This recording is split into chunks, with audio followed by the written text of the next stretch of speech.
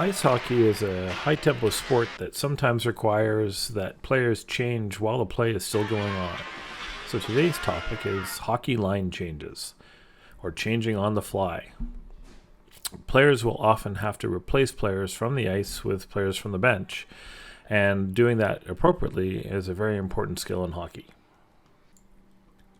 Now, determining when to change is very subjective, but a very good rule is to try and change when our team controls the puck or has puck possession. The next consideration is really around when it's safe to change, and that is largely determined by where in the ice the puck currently is at that moment of time, and who controls it and which direction it's going. Location-wise, the best or safest time to make a change is when the puck is below the ringette line in the offensive zone. A couple examples are next. Notice how the players ensure our team has the puck before they initiate their change.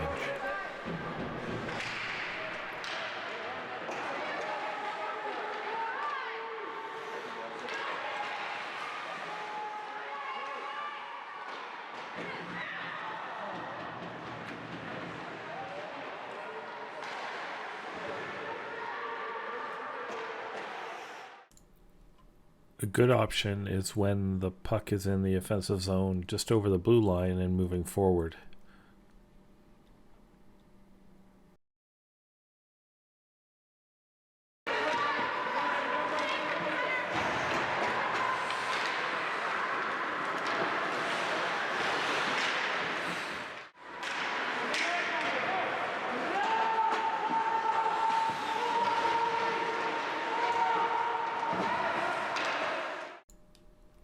The next is very subjective. Because the players are often closest to the bench during this time, it can be an excellent time to change.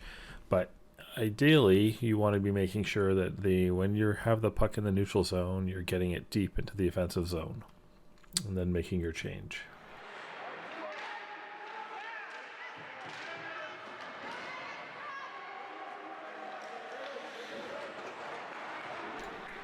Or the neutral zone dump in and change.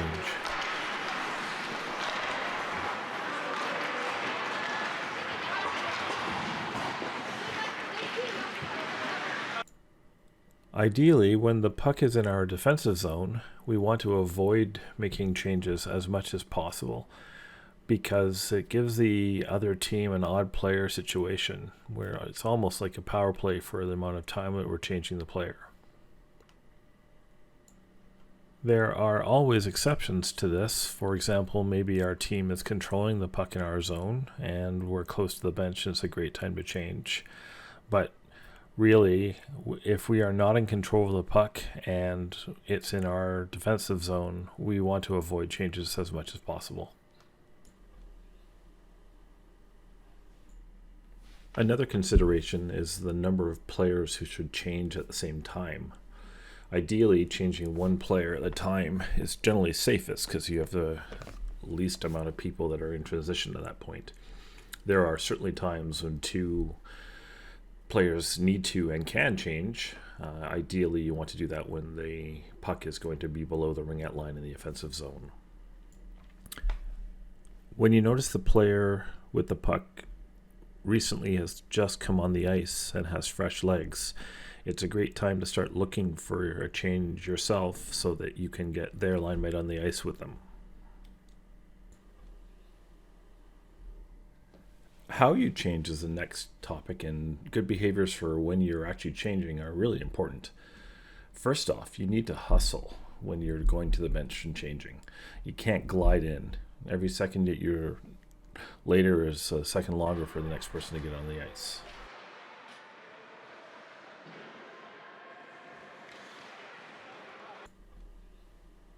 It's very helpful for your bench as you get close to the bench to actually call your position. That way the person in line who usually replaces you on the ice knows it's their turn to get out there. Keeping your shift short, so maximum effort for 30 to 45 seconds, keeps your team in a better space because you can actually have high tempo shifts line over line over line. So for defense, this is usually 45 to 60 seconds. And of course, shifts are going to be longer at times, but these are just guidelines to try and get there. But really, the goal that you want to do is you want to get fresh legs out there, and also so you can get out there again, recharge yourself. When getting off the ice, it's important to not obstruct the player getting on the ice from a clear path to where the puck is or to where the play is going to be. So it's very important for you to realize the best place to be out of their way. And one of the basic rules is try to enter the bench on the door side away from where the puck is.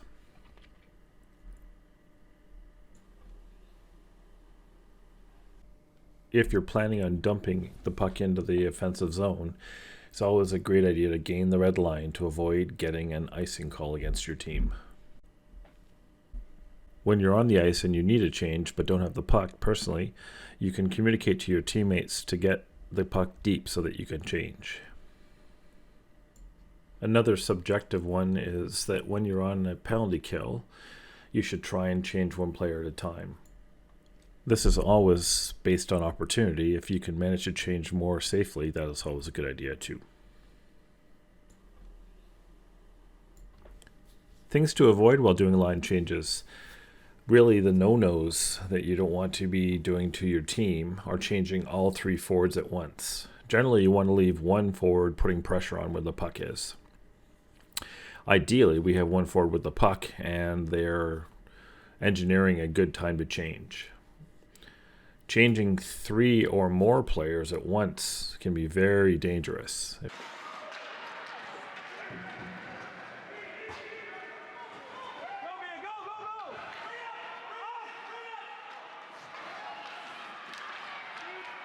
If we get caught with a 5-on-1 or 5-on-2, those are generally extremely good scoring chances against our team.